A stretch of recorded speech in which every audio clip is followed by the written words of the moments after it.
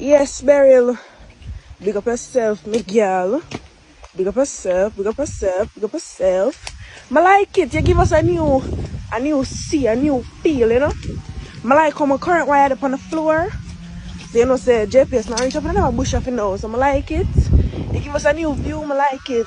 Yeah, you renovate the place. I don't know, say you're a carpenter architect girl. Yeah, girl, you do your thing, man. You do your thing. Right through, Beryl, right through.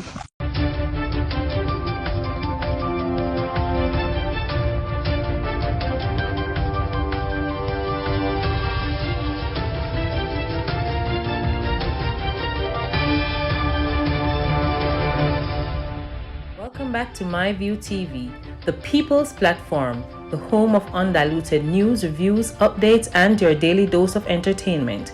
Don't forget to hit the notification bell, leave us a comment, like, share, and subscribe.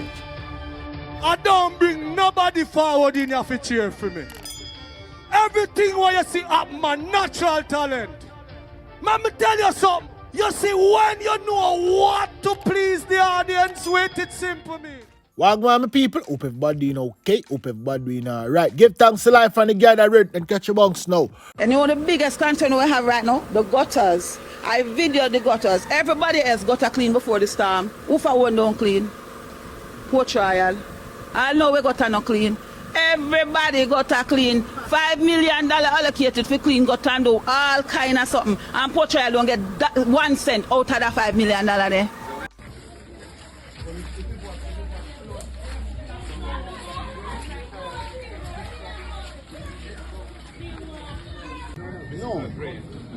Yeah, but it's a drain that's very backed up. Yeah.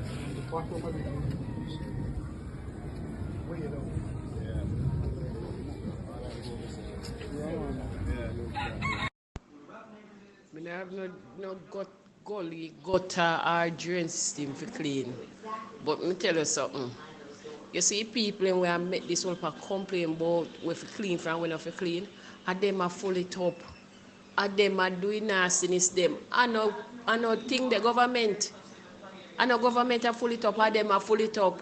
When you take your dirty corrosion from out of your house and go throw it in a gutter, you know say, or in the gully say it's going to be a problem. But all when it come on to the heavy rain and sitting on water banking pound and look at dirty frozen sitting them from no neighbor come back pound no go complain. And I talk about the government work and if you come clean it, you don't look at nastiness them. If them not throw it in there, it can't clog up. Unless some grass or sitting grow cross it or them way they them up then they talk there. But when you throw on the fridge, on the stove and unwanted things them in it, and then now it back up and it come right back on uno call out to government. Uno clean uno nastiness and stop talk about government this. And uno doing nastiness. Blessed day to the family and blessed day my view. Hope all is well with everybody. Well, Rona, which part me live still is we have good drainage. You get what I say, so me not gonna talk about me, but me see Andrew come out with there and say yes, we are prepared for the hurricane and the drains and everything. And when I see some video like all the people in St. Thomas and me look on that drain, they look like that drain there so all till it pop down and I lean one side. And the amount of bush and then sitting there in that. The drainage never clean. I say that people are ball, I say then gully water come over. I see a man a show in a house say he must flood out everybody else but the black house flood out. You see me? That just goes to testify say the money are going in a pocket, man. Somebody a pocket the money. Upon the other hand, too, me still blame people and kind of them nasty. Them stop showing some one bag of things and saying I drain them. It will make it better. But differently, the job of the people them around the countries to make sure say them thing there. Sorry about that. Carl just see that coming, so kind of break your voice now. But this is what I say. You see me, them supposed to make sure say these things are properly cleansed. So it's a situation between the people and government. But at all times, money always run to do them things here. So where does it go? Yeah, them a politics are my rocks, brotted. Me no know nothing about drainage and me no know nothing about them sitting there, you know. Cause me live over a big thinking ghetto. And me no know nothing about drainage and none of them things there. Me don't even know one politician over at the place that you're at there. Me there from me a picnic. Not even one, me no know. All in all, me I see people face and me never see yet. I don't know a MP, I don't know none of them things there. But what I do know is all politicians are thief. Yo, right now to me this bigger than me. It's bigger than me and you, my bro. Right now, East Kingston and Port Royal, MP now look on nobody like that. If I'm a federal and them thing there, the council them really work, you know. Honestly to God, we live in East Kingston for a while now. And the council them really shoot out and do certain things to make the MP look good. And I tell us that East Kingston MP is a bag of shit. Yeah. Honestly to God, him is a bag of shit. You see it? God no, I tell you. Mental stability real. When you don't have a roof over your head, you have to live with people. And people have to take disadvantage of you. You know nice enough. I know. You know nice enough at all. Which is why, people have to liberty of you. which is why in this response to the disaster, we pay special attention to people's mental health. Because it is a real thing. When you are in these kinds of situations, it can impact your mood. And then that leads to all kinds of other behaviors, which is dangerous. So when you come to me and say, you know, it is affecting me, and I understand. Yes, sir, depression is real and mental stability is real. So when you go through depression, when you don't have a roof over your head, you have to move from one place to another. When you have a daughter, you're ups and down. This means to start life, and then the next time you have bounce back. Instead of you go forward, you have bounce back. So you're going back in the same time, mental ability, you want to move forward instead of you look behind. So I'm glad you raised the issue. Yes, sir. And I'm very, very sensitive to it. Yes, sir. Because, you know, when we are doing our disaster response, we tend to look at the physical needs, but not always the emotional and mental needs. We tend to take that for granted. Because we're hardy people, we tend to believe, oh, we're used to adversity and we'll get over it. But it has an impact. It leads to deviant behavior. It leads to hopelessness. And we need to recognize it up front, which is whenever I speak to groups, I try to keep their spirits up. And if they display good spirits, I acknowledge it because that is really good. So, like in this group, even though people are upset, some are angry, and some are just disbelieving that there will be any help. But mostly, people are hopeful and looking for a ray of assurance. And what we are here to do is to give you that assurance, and but at the same time to help to set reasonable expectations. Because sometimes people have unreasonable expectations of what the government can do. The other thing to combat this business of your emotional stability is to be able to take charge of your future and your destiny, right? So people who have solid, mental states are usually people who say, my future, my destiny is in my own hands. Yes. So they have something called agency. They say, I am responsible for myself. And I'm not looking for somebody to come and help. And the more people take responsibility, the greater it is that your outcomes will be best, right? So what I do, yes, I have to listen to people who are saying, I don't have any resources to take care of myself. I need the government to help. And yes, the government is going to help, but at the same time, I'm saying to you that whatever little you have, try.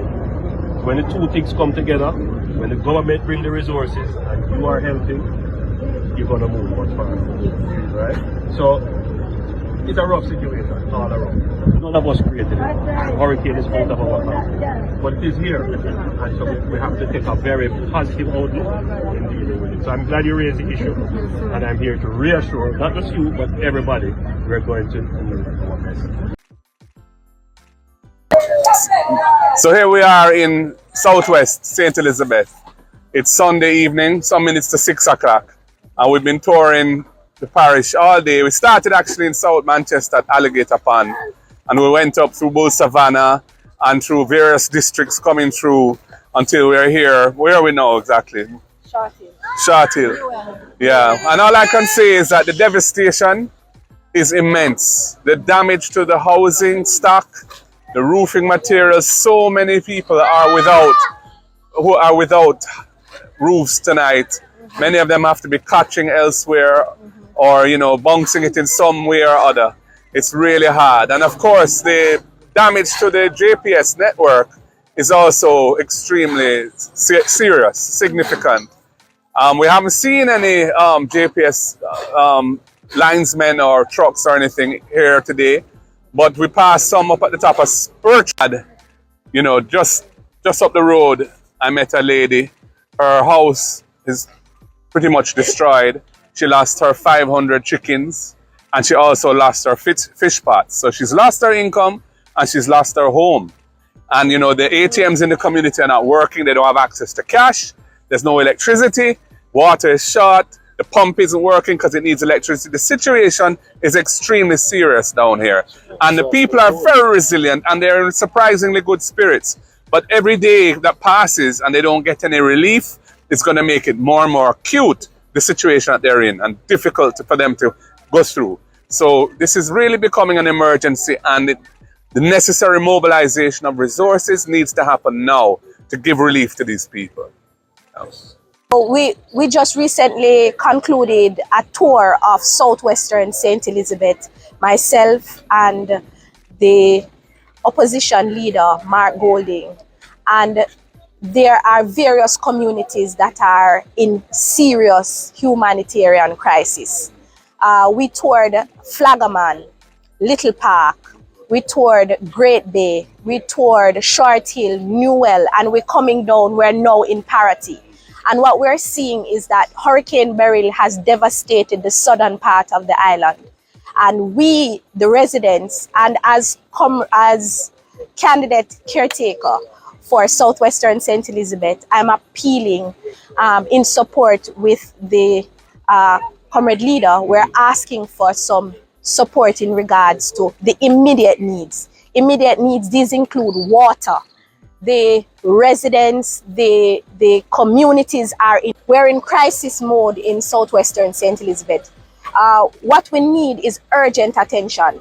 What we have been seeing though is the flyover. We see a lot of flyovers, and we've been hearing that a lot of things are being circulated on social media. But what we're not feeling is that we're not feeling the presence and the need for urgent action on the ground. So we don't want to see the flyover, we want to see the underground action. Yeah. And the people need it and demand it now because we are in crisis mode. We don't want to hear the social media, we want to hear right now what is happening for the people. The people need help.